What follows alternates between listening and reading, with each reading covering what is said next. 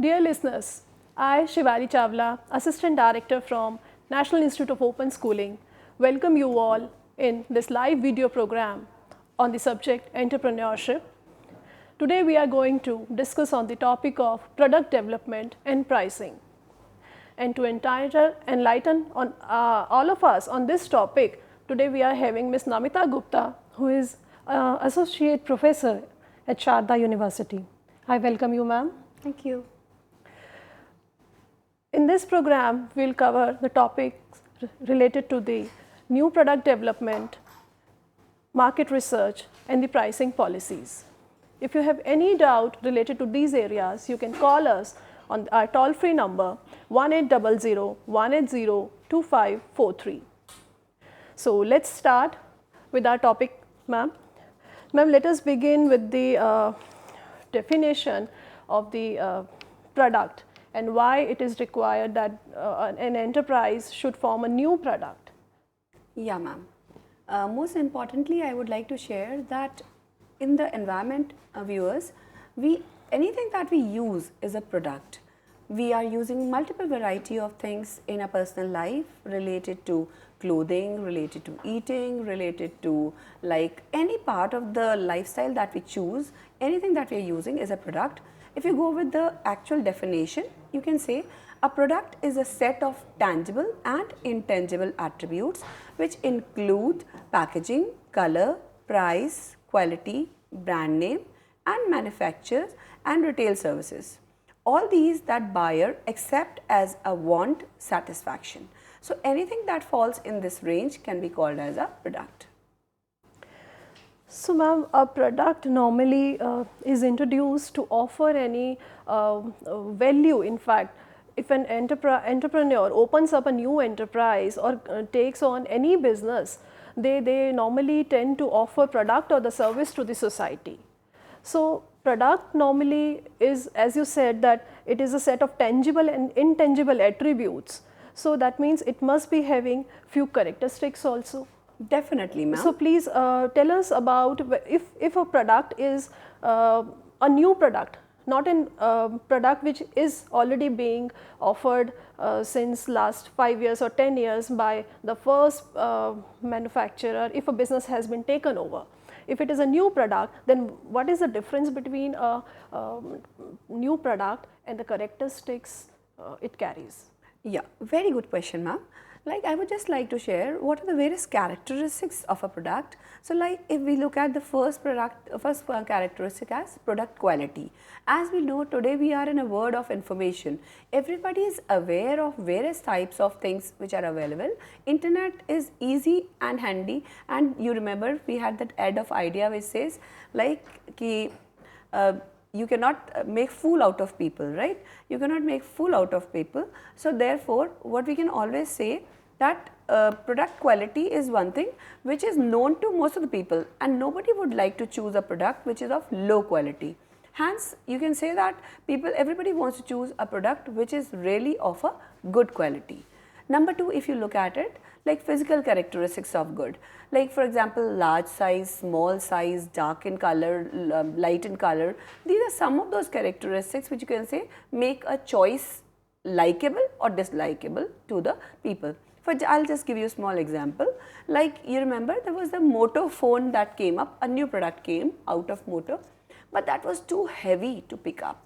Like people simply when they gave their reviews, they said that it is so heavy that we feel as if we have a load in our hand instead of feeling as if you have a mobile phone. So the physical characteristics of good make a great difference whether people will like it or not like it. So for an entrepreneur, it is very important to choose a right set of physical characteristics. Third, you can talk about price. Like for example, we are in a world where people are conscious, people are aware. They want to have products they want to give the right cost, right price for the products. So and with internet, everything is known to people. People can know which brand is asking for what price. So cost effective price is what every person wants to look at and find. So that is one another feature. So a good entrepreneur is one who can create a cost effective price. Fourth is like brand. You know, today in today's world, people are very conscious. they want to sell themselves, and in selling themselves, the brands help. For example, let's say if a candidate has gone for the interview. In the interview, this candidate wears an Aeroca shirt. So this brand is showing, right? So the interviewers can observe that this person is a brand conscious person. I'm sure this also affects in his the image that is being created, that this person is a brand conscious person. So he looks for the right quality of things, and therefore it gives an image that he is a quality conscious person. For like fifth characteristic, as we can talk about design. Nowadays people have developed a good amount of aesthetic sense. When I mean aesthetic sense means, how does the thing look like? Is it comfortable to use or not comfortable to use? For example, like let's say when a new dress is being bought, so people want to buy something which is comfortable to them and the design looks beautiful. For example, you see any kind of fashion garment. So the new design as soon as it comes in the market, people want to buy it.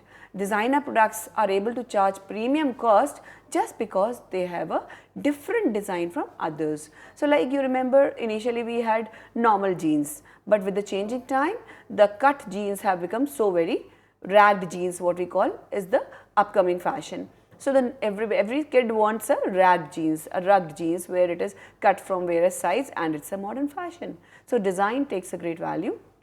Packaging. You know that we are in a world where like food also is being delivered in the takeaway form. So when things are delivered by couriers, then packaging becomes very important. Firstly, you can say that like packaging holds multiple values.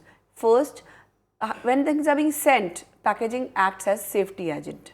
When things are being bought, packaging acts as attractive agent.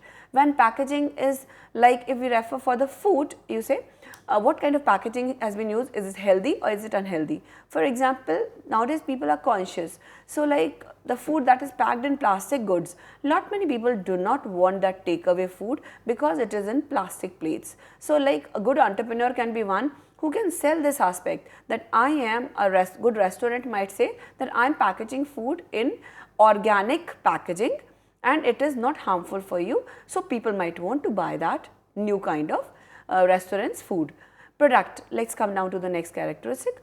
Product, what I mean to say, is it an innovative product? Is it something new, something different, something which others have not yet seen or found or met? For example, you see, in the past we used to have like we used to have CDs, then we had floppy drives, but then by and by you see all of them are getting lost, and now is the word of pen drives, and that too miniature pen drives. So the smallest is the size of pen drive, the costlier it is, and people are willing to pay cost for it. Like warranty, that people want to buy things which have got a warranty so that it provides them maintenance. Seller's reputation, we want, if you look at online buying, it is so much dependent on reviews. What does reviews come for? They tell about the reputation of the seller. Is he giving the products in time? Is he delivering the products in the right quality products? Are they not broken? Is he a reliable person who is changing the product if they are wrong, bad? And the color of the product. If it is like nowadays you can say neon colors are in fashion. So if products are in neon colors, then they are more easily sold. So color, you can say, has got a great value. So these are some of the characteristics which help in creating a good product which is different and could be liked by the customers. So that means when we add few innovations and few innovative characteristics into an existing product, it becomes a new product or a revived product. Very true. So these to create a new product, is it really necessary that product should be revived every 2-3 years or every 5 years? Definitely, ma'am. We are in a dynamic world, and you see our customers and our consumers are very modern. They are continuously changing their preferences. So if you see, if we are able to not change the product, then the product does not survive. I'll give you an example of you can say the Ambassador car. What happened in the case of Ambassador car? It did not innovate itself. it is still the same what it was 20, 30, 40 years back. And what do you see? How many ambassador cars do you actually see in the market or on the road nowadays?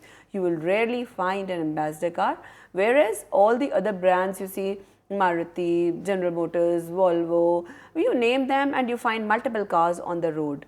So the fact is, if the products don't get revived, don't get innovated, don't get modernized, they are bound to become extinct. Okay, so the normal traditional product development process, for what all stages it involves, and what are the phases in it? There are various phases of product development. So like you can divide it into 5 phases. The first phase is the concept phase. The second phase is the research phase. The third phase is the analysis phase. The fourth phase is the develop phase, and the last phase is the launch phase. So like I'll just give you a small idea about these various phases. For example, if you look at the concept side, like first of all we talk about the idea generation. Somebody has to find out that there is a need for something new. That means an idea has to develop.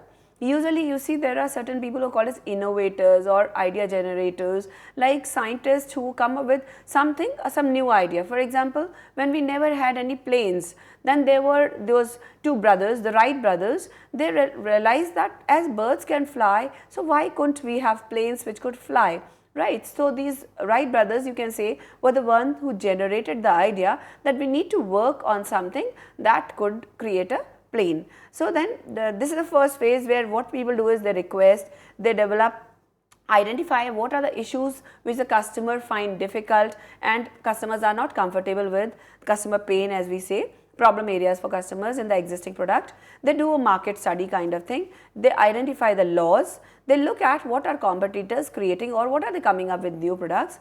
And then based on all these idea generation, they move on to the research dimension where they try to assess the market. So in the market, they look at the segments and size of the product. So like what segment do we want to cater? For example, children, elderlies, adults. Like then growth potential, how much is the possibilities of development. Then we look at customer needs, what do customer need. Then the legal issues in the terms like sometimes if a product is being created, for example, a college has created a degree which is like not permitted. For example, maybe let's say normally most of the institutions are running a 5 years degree, but this organization has created this 4-year degree. Now this is illegal, they can't do that. So that's something which needs to be explored and they should not be doing. So researching about the legalities is important, and then finally we can move to the analysis phase. What happens in the analysis phase is we look at what are the costs we are charging and what are the benefits that the product is offering. Then we have the various resources that are available with us. We also have to look at what is the organization's limitation. What is it that they can spend their own resources. Then we can see what are the capital expenses required. Can the company afford it to that extent, whatever we are planning. Then we have profitability margins, which means how much margin that the entrepreneur wants to gain. Sometimes in the start, often the entrepreneurs should not go for bigger margins. Therefore, they should rather look for reasonable margins and come up with larger volume. Then you have anticipated sales. Like through the market research, we try to find out how many people are actually wanting that product. So this is how we look at what are the various aspects which we explore. And finally, we come to the development phase. Once all these dimensions are made to be clear, then we move on to the second stat, that is we try to put it into real practice. We try to bring it into shape. For example, what are the technical specifications? We try to note that. Secondly, we try to find out, create a prototype. Prototype means a sample product, a starting first product, so that we could create multiple products like that. Trial production starts, which means we do a small amount of products are being created. Then we go for testing and quality analysis and assurance. So testing means we develop a product and we check it whether it is working right as we expected it. And finally, we go for a test market selling. That means we take that product out to our customers or to our shopkeepers or the retailers or the vendors whom we are about to sell, and they check the product. If they like the product, we get feedbacks from them. You can also call it kind of pilot testing. Finally, once the product is being found suitable to be launched in the market, we take it, it is being sent to the market, we develop a marketing plan. Through the marketing plan, we decide what are the value chain that we are going to offer. Sales training, we go for it. Then we develop our staff so that they learn about the characteristics and details. Finally, we look at what is the value chain that we are going to create. And finally, we try to create a collateral design by which the product would be sold, and we create a launch date for the product. So that's how you see we are able to come up through a complete process. So ma'am, these were the phases of the traditional product development. We have phases in the new product development also, which are quite similar to these all phases. So can you please elaborate on those stages and phases as well, because as we said earlier that when we innovate the existing product with the new characteristics, with the new ideas, it become a new product. And what is the process of developing a new product? Yeah, ma'am, it can be in multiple ways. For example, first is you come up with an absolutely new product which has not been existing into the market. We call it a niche product. Niche product means there is a gap in the market and there has been no product that fills up that weakness or that shortage of the customer or doesn't cover that customer pain. So like that would be entirely new product. But for that also, as I told you, Wright brothers developed the plane. So first they developed the idea and then they screened their idea. For example, their plane was not developed in one phase. They tried once and they used to run with the glider kind of structure, and they tried it to float it many a times, but it failed. So you generate an idea, you then further screen the idea in terms like certain characteristics have to be minimized, cut short, pruned, removed, and then finally you work out on paper, you develop the concept and you test it, and then finally you do the business analysis. Though the fact is there is not much difference, the only difference is like you can start at two phases, one absolutely new product, or you can make minor modification into the existing product covering up certain aspects of customer pain. So you can go for business analysis, means what, like for example, the vendor might ask like what are the various points. On example, you can go for a market research, you can ask the vendor what things that the customers say that yet this need is not being fulfilled. So once you get these informations, you can use those information in the concept idea screening and concept testing phase and involve them into your new product, and you send that to the market, develop a product and finally test whether the customers like the changed product. For example, again I come back to the same example of Moto. When it was being launched, it was heating a lot, right? The product was heating a lot and the customers sent that product back. Many of the customers had a lot of complaints. Company did a trial call also, took the product back, and then the product was being improvised and sent back to the customers. They made some minor changes. So this was kind of callback, but the company made these inputs into the whole product, and the new set of products were being launched which did not heat further. So the idea formation is the starting stage for the new product development, in which typically an organization develops a number of ideas for the new product, and they can gather these ideas through a brainstorming session among their employees, and there are internal and external sources to generate the new ideas. So ma'am, can you please tell about the internal sources and the external sources which could be there for idea generation? Very true, ma'am. Basically, our internal sources are none but our own employees who are developing the product and who are continuously working on the product. So they also understand and observe of what are the technical defects or problems or difficulties that are there in the product. So they keep on working over it. So when we are using the word brainstorming, it means we make all our employees sit together who are working, who are a team in the development of the product. They sit together and they discuss on the goods and the bads of the product, and they try to find out what all needs to be improved. So that stage is called as idea formation through brainstorming. Now next thing is like sources for idea generation. So like as we said, internal sources and external sources. So we do R&D. R&D means we might have a separate team, research and development team, who might do some technical innovation and come up with a new change. And employee feedbacks was, as I said, in the brainstorming we gather the employee feedbacks about the product. When we talk about external sources, we get reviews from the customers, we get feedbacks, we get complaints from the customers. All these things we can use as an external source, collect them and accordingly make changes. Third, we have our value chain members. The value chain members like our retailers, wholesalers, they are the people who are called as the distributors. Even our transporters can be the one who might give us some feedback which they might have got from the vendors. And these feedbacks are referred as external sources which we get from outside the company. So, internal is inside the company, external is outside the company. Okay, so then once all the sources are referred and set of ideas are listed, so these are screened in the next step for choosing the best alternative or keeping at least 2 or 3 options in hand, and then again screening is done to choose the best one? Yes, ma'am. The fact is that we might come up with lots and lots of ideas. There might be lots of number of changes that might be introduced into the product, but an organization has certain limitations.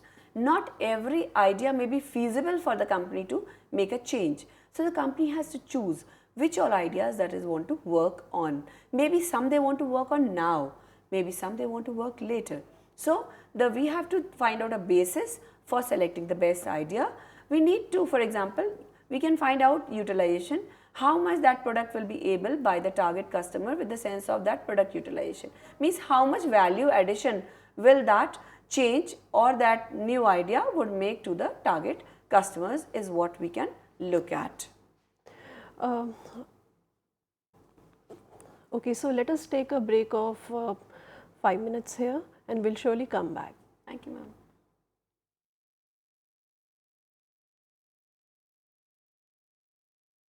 माननीय प्रधानमंत्री श्री नरेंद्र मोदी जी के इस उद्घोष को चरितार्थ करने की दिशा में राष्ट्रीय मुक्त विद्यालय शिक्षा संस्थान यानी NIOS सार्थक सहयोग कर रहा है। युवा हुनरमंदों के उज्जवल भविष्य के लिए विभिन्न व्यावसायिक पाठ्यक्रमों का संचालन NIOS कर रहा है। व्यावसायिक प्रशिक्षण प्राप्त कर युवाओं को सही दिशा और रोजगार पाने में सहायता मिल रही है और प्रशिक्षण प्राप्त कर युवा खुद को एक उद्यमी के रूप में स्थापित कर पा रहे हैं। देश भर के युवा व्यावसायिक शिक्षा और प्रशिक्षण से जुड़कर खुद के और देश के उज्जवल भविष्य की नींव को मजबूती प्रदान कर रहे हैं। कई किस्से हैं, कई कहानियां हैं, हर कहानी में एक संदेश है। क्या होता है प्रशिक्षण और समर्पण, यही व्यावसायिक शिक्षा में समावेश है। वैसे तो बहुत सारे सफल किस्से और कहानियां हैं, पर हर एक को देखते गए तो वक्त गुजर जाएगा। कहते हैं यदि आप में लगन है और जुनून है तो कुछ भी पाया जा सकता है। NIOS के सेंटर में गया, मुझे उसका मेन बेनिफिट ये मिला कि 1-2 घंटे की क्लासेस थी। उस क्लासेस के बाद मैंने जो वहाँ पे लैब थी, उस लैब में जो भी सामान रखा हुआ था वो उसने मेरी बहुत हेल्प करी और वहाँ का जो भी स्टाफ था उन्होंने मुझे प्रैक्टिकल करने में बहुत ज़्यादा हेल्प करी, जो कि शायद और जगह नहीं हो पाती। NIOS ने युवाओं, महिलाओं, सैनिकों और दिव्यांगों हर किसी के शिक्षण एवं आर्थिक स्तर को देखते हुए प्रशिक्षण कार्यक्रमों का निर्माण किया है।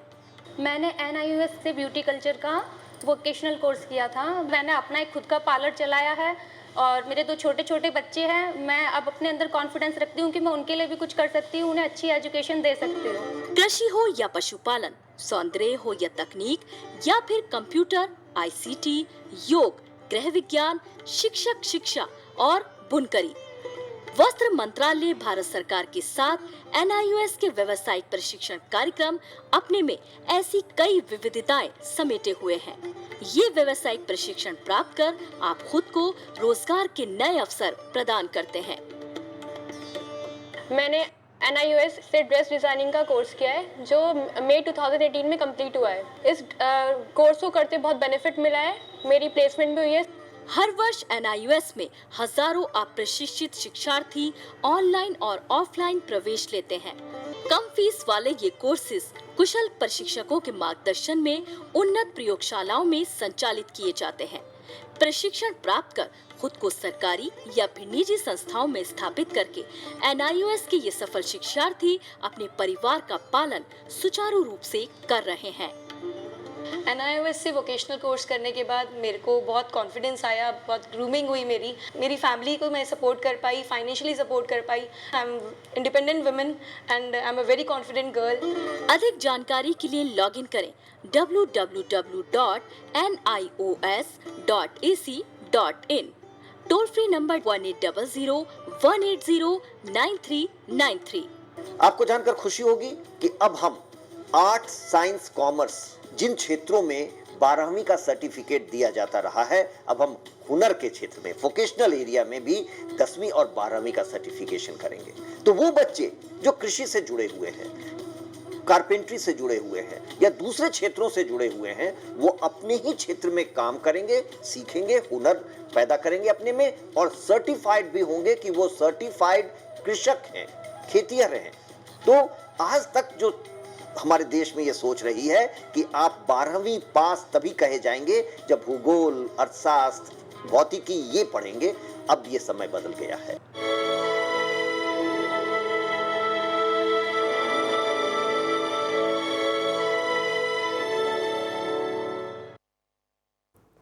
Welcome back to this program on pricing and the product development.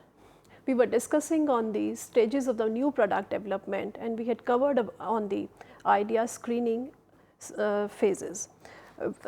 So ma'am, after we have screened the idea for its feasibility, then comes the stage of the concept testing. Yeah. So please explain our listeners on this issue. Basically, concept testing is all about developing a model and then working on that model to find out that model is feasible. Like many a times we can come up with an idea which seems good to go in the idea generation phase, but then when we bring into real phase, it is not workable. So concept testing means ensuring that the idea screening, after the idea screening phase, whatever ideas we have decided and filtered, they are actually working. So putting them into a working methodology and trying to test whether the model is fitting on all the theories and fundamentals and would be able to run. And business analysis is the next phase that comes after concept testing, in which we try to check out whether the aspects of price, promotion, sales, like all these four, like you can say 7 P's type of things, which can be tested with respect to the market and the business. Okay, so then comes the stage of once we have analyzed the business, its internal and the external environment, especially the social environment related the demand and the social factors thereby, and the political and the legal environment, whether it supports this new product or not. Any law should not be there which hampers this, and it should be user friendly as well as legal environment friendly also. True. So then the product development stage comes, and before starting the manufacturing process, we develop the prototype first, as you explained earlier. So prototype development is the process of preparing a device or technique or a system that demonstrates the feasibility of a solution to a problem, and it could be by experimentation or learning in the product development process, or by testing and proofing the product concepts, communicating these concepts to the product development team members that this happened during the prototype development phase, and even we can communicate these issues to the management also and tell them the reviews, what were the good points and what were the lacunas there which should be addressed beforehand before actually going for the mass level of production and offering it to the customers. So prototype development is the interim process when the manufacturing starts, and then if it is already set, then we can go for the large scale manufacturing as you told us, and then comes the stage wherein product has got manufactured now, but do we really need to do a test marketing here? Definitely, ma'am. We need to go for a test marketing for a product. Basically, what is test marketing? Test marketing is an experiment conducted in a field laboratory, which is a test market. That means a market created specially for doing the testing. It's a control kind of like controlled environment. comprising of actual stores and real life buying situations without the buyers knowing they are participating in an evaluation exercise. So basically when we say field, we are going to the real customers, the real vendors, but then we are not letting them know that it's an evaluation exercise. So they are unaware. We are simply selling it in the same manner. But then for us, it is an experiment. We want to see what are the reactions of the people, reaction of the customer, reaction of the vendors, reaction of the retailers, reaction of the wholesalers. So we are trying to gauge the reactions from these various parties. So it may last from few weeks to several months, like depending on the product, depending on the value chain, depending on the variety of customers that we want to test them upon. So it varies from entrepreneur to entrepreneur, the level of organization, the size of the organization, the type of product, that the test marking duration may change on the basis of which. So ma'am, you have really entitled well on the new product development process, and especially the phases and the stages by which an entrepreneur goes through and the consideration he or she has in mind before taking on this step. So once the product has been launched and marketed and floated into the market, in fact, so it has one life cycle, starting from launching, its growth, and then maturity, and then decline. So all these four stages are the product life cycle, which we call as. Please explain our listeners on this. Yeah ma'am, sure. There are four stages of product life cycle. The first one is introduction, the second one is growth, third one is maturity, and the fourth one is decline. The first phase, as we see, like it is similar to any person also. Like you see, when a new baby is born, he is being introduced, baby is introduced to the family. In the same way, a product is being introduced. So what happens in introduction phase is, like you can say, the new features, the new characteristics are by and by added into the product, right? So this is how the product moves. And then growth means when the product is already well known to the market and the market is responding well to it, you can say. And then maturity means like when the product grows old, it is being selling in the market from a long duration. So then it comes down to a phase where it is not in like the demand of the product is not increasing. It remains stagnant and continues. But then later on there comes a time when the demand of the product starts going down furthermore. So like these are the four stages. I'll go in a little more detail with reference to these various phases. For example, in the introduction phase, which means the new product is being launched into the market, you can divide it into three sections. First level, we try to promote customers awareness. Whosoever are consumers, we want them to know about the product. For example, you see advertisement is one way, pamphlets are another way through which we try to reach out to the customers. Second is, if you remember in newspaper, whenever you get a newspaper, sometimes you get some sample oil sachet, shampoo sachet attached to them. Why do we get them? Why are people trying to send it us to in free? The fact is, we want the consumers to try the product. If they would like the product, they would want to buy the product. So that's the second thing that we do for introduction phase. Third thing is educating consumers about the product. For example, let's say if you might have seen a car many times standing into a mall. So what is the purpose of that? Because when the car is being demoed, people come and ask about it, and the salesman there gives an idea about that product, and they are trying to educate what is a new thing that is being launched into the car, and this makes people aware and interested and want to buy that car. Stage 2 is growth. So like you can say, when competitors are entering the marketplace, the product must be improved to stay competitive, and it should be sold in multiple locations. So growth means you want to sell more and more products. So like how do we do it?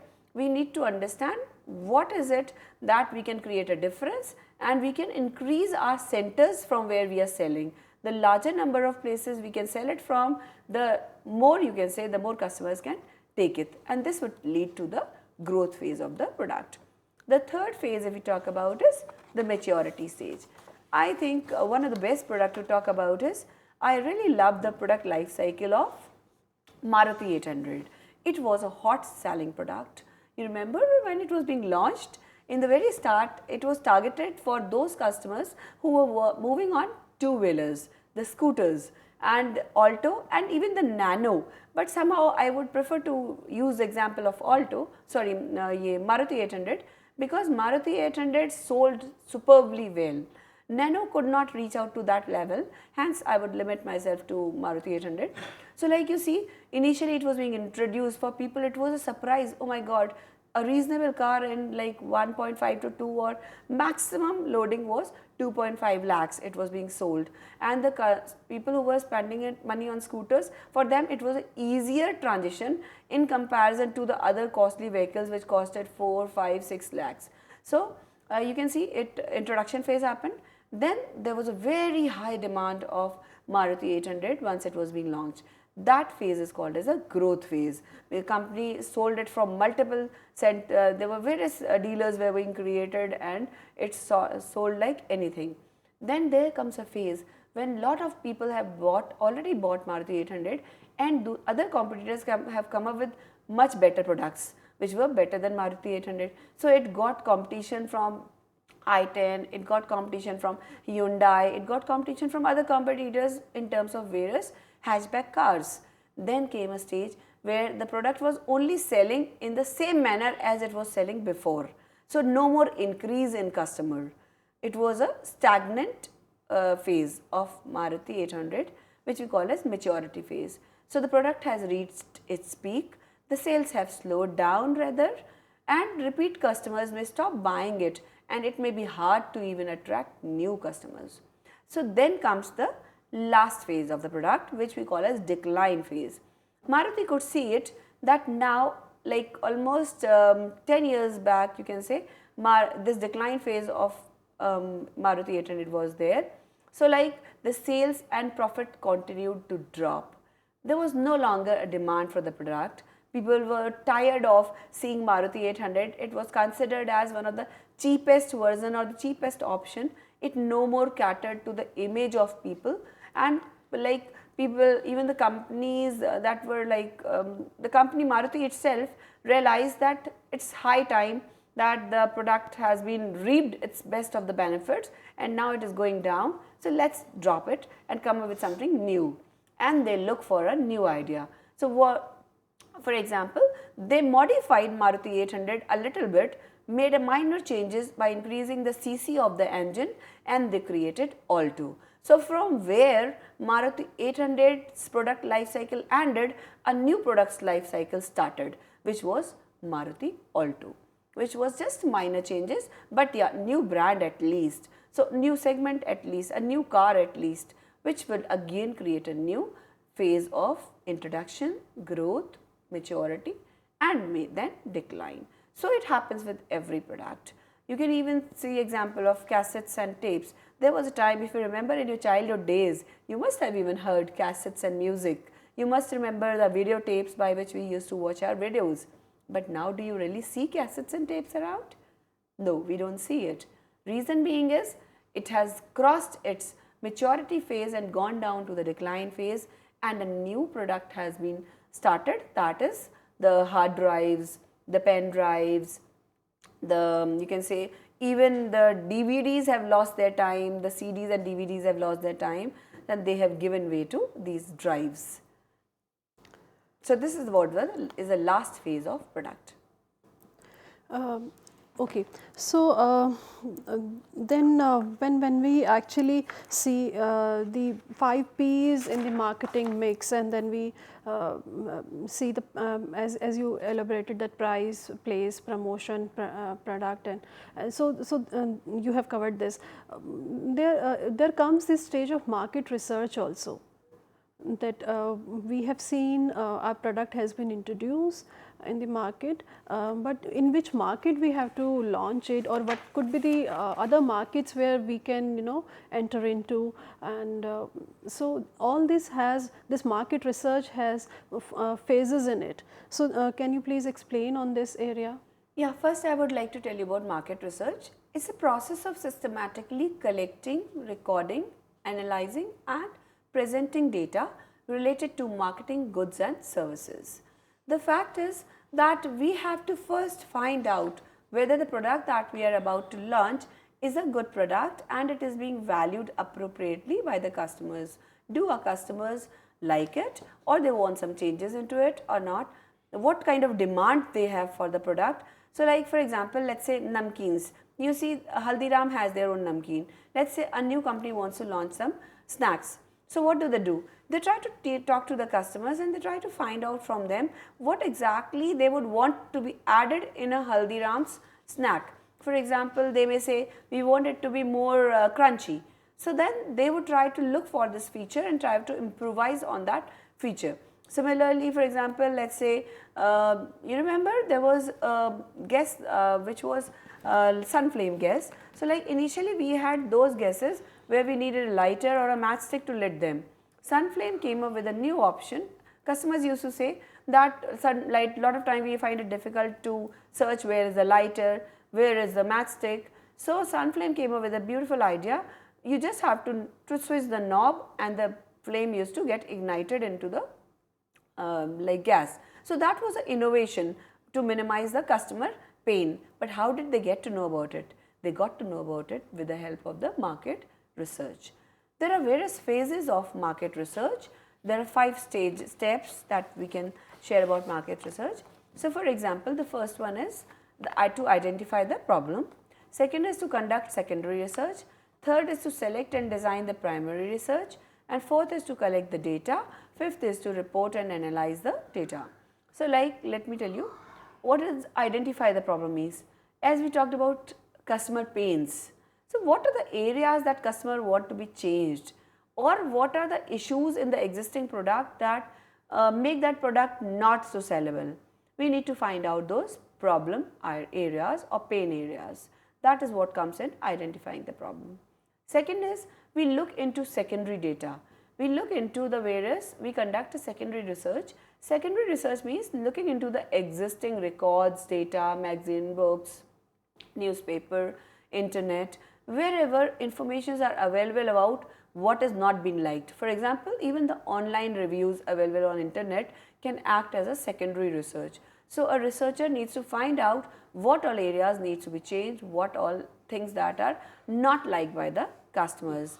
Then after they come on to the third stage, they themselves decide their own research survey. So they have to find out what kind of method are they going to use for primary research. Primary research means they have to do the research on their own self. So they collect the data on their own self. So like for example, there are various methods of primary research.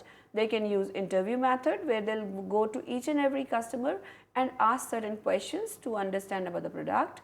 Or they will like maybe conduct a questionnaire research where they will create certain structured questions and they will give those questionnaires to the various customers and they will ask them to fill it up. So there are like many more methods available for primary research. And then finally, on the basis of these various techniques, observation method can also be one of them. They would collect the data and compile that data. So they will have to tabulate that data, and finally they can report and analyze that data with the help of various statistical tests. So once those statistical tests etc. are being done, they will be able to identify what kind of characteristics are most wanted by the customers. So this is what we refer as market research, and the end of it would lead to identification of various factors which needs to be changed. Yes, ma'am. Among all those factors, the very important factor is the price. So market research actually determines at what price the other competitors are selling the product and at what price we are offering or we have to offer our new product. So price is the amount of money charged for a product or service or the sum of the values that consumers exchange for the benefits of having or using the products or service. So what are the determinants of price? Can we say that the cost which are involved in the manufacturing process, we can count that? Definitely, ma'am. So like for example, what are the various determinants of the price? First one is like cost. So you see that we are, like in India, if you talk about, we have variety of customers. For certain customers who are middle class or lower income group, they would definitely want to buy a product which is cost effective, which doesn't burn holes into their pocket. For and even the high class customers, they would also want to buy a product which is cost effective, which gives them the worth of their product. Similarly, the second determinant is production cost. For example, if we are not able to control our production cost, then the cost of the product becomes high. For example, if our employees are not efficient and there are a lot of wastages of the raw material, the wastage of raw material would mean we will use more raw material than what is the required material, and that would mean the increase in the production cost, which will ultimately be considered as an expenditure, and this expenditure will add to the cost of the product. Third is the selling and distribution cost. Like for example, selling means the salesmen who are being involved into the whole process. If let's say I have a salesman who moves around in the whole market, in a day is able to sell only 3 products. So, and the other company has a salesman who goes and moves around in the same area but is able to sell 10 products. So, like in the travel cost, one person was able to sell 3, and in the same travel cost, one was able to sell 10. Now, the company which had a salesman with 3 products is actually spending more money in selling. So, this company will have a higher selling cost in comparison to the second company. Similarly, about the distribution cost, let's say we have a transporter who is charging a higher cost for taking our product from the retailer to the wholesaler, or from wholesaler to the retailer, or from the company to the wholesaler. So, like if the transporter charges a higher amount of money, then that would also add to the cost of the price of the product. Fourth is demand. Like I'll just share an example. I remember in my childhood days, there was a time when conjunctivitis was too much around. Like every second person you would observe was having conjunctivitis. So the medicine of conjunctivitis, which was usually sold at 15 rupees, due to high demand, everybody was wanting that medicine. The cost of the medicine was increased to 30, 40 or even 50 by certain shopkeepers. Why? Because people were willing to pay the cost of 50 rupees also for a 10 to 15 rupees medicine, because it was in high demand. Everybody wanted that medicine. So, due to demand also, you can increase the price if people are willing to pay that price. And the last but not the least is the profit. Different entrepreneurs want a different level of profits. For example, a new entrepreneur who's just entered into the market may want to increase his visibility. He may not want to have a larger profit. He or she might say that I would prefer to first get known by the customers and the consumers rather than reaching out to lesser customers or consumers, and he might take lesser profit but sell more products, get increase in volume. So, if you want to have lesser profits, then you can sell the product as a lesser cost, but if you want to have more profits, you may be charging higher, much higher than the actual production cost, actual cost of the product. So, this profit dimension also make a difference to the pricing strategy.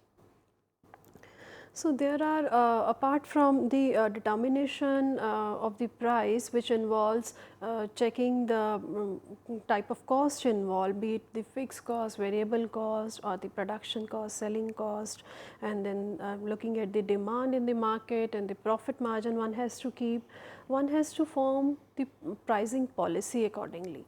So, pricing policies could be the cost oriented, demand oriented, or the competition oriented. So, let us ask our expert on these issues. Sure, ma'am. The point is, like when you talk about cost oriented pricing policy, at times if you observe the designer products like Ritu Beri, she comes up with designer products. So, for certain people, buying a product of a very high cost is a status symbol for them. So, like designer products would never keep a low cost. They want only premium people to buy that product. For example, the first designer product is being sold, let's say, of 20,000. So, a person who is of high income group would buy that product and he would prefer to like show that he has bought it from Rituberry, because this tag would mean that the product is of high cost range, and Rituberry would not sell it less than 20,000. It's a designer product. So it tag tells about her product being a designer because it is being charged at a high cost. Like for example, you see in mall you find various brands. So certain brands have a high pricing policy. Reason being, they only want a higher income group or a person who can afford that to buy that. They want to keep it distinct, right? That's called as the, you can say in short, like cost oriented pricing policy. And like for example, let's say you have Big Bazaar or you have Vishal Mart. Vishal Mart again has a cost orientation. It tries to create the cost which is low. It tries to target to the lower income group, middle income group, in the lower middle income group, so that larger number of people can buy its product. It targets volume, right? It targets demand. So it wants to increase its demand. That's why it keeps the cost low.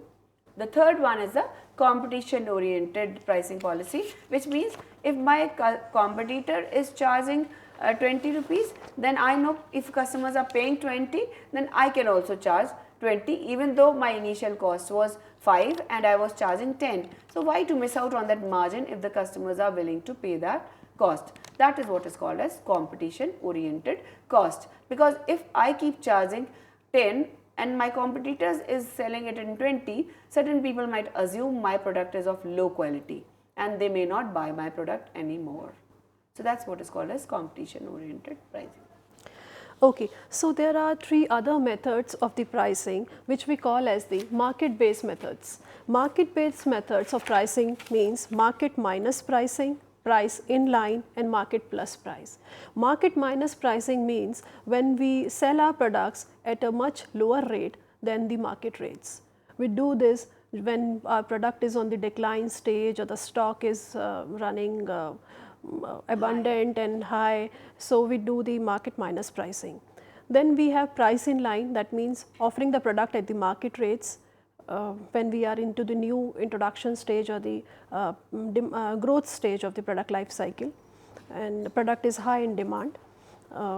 Market plus price is the third stage, wherein products are sold at the higher price in the market because they are having good characteristics, brand, they are offering good value, brand image is also high, perception among the customers is high, their demand is more, and in fact we take the luxury products also in this range and offer the market plus price range for those products. So this was all about the product development and its pricing. Thank you for being with us. We really hope that you must have enjoyed this session, and in our future sessions also we will be coming up with more interesting topics. Thank you, ma'am. I definitely enjoyed the session and it was wonderful with you, being with you viewers. Enjoy.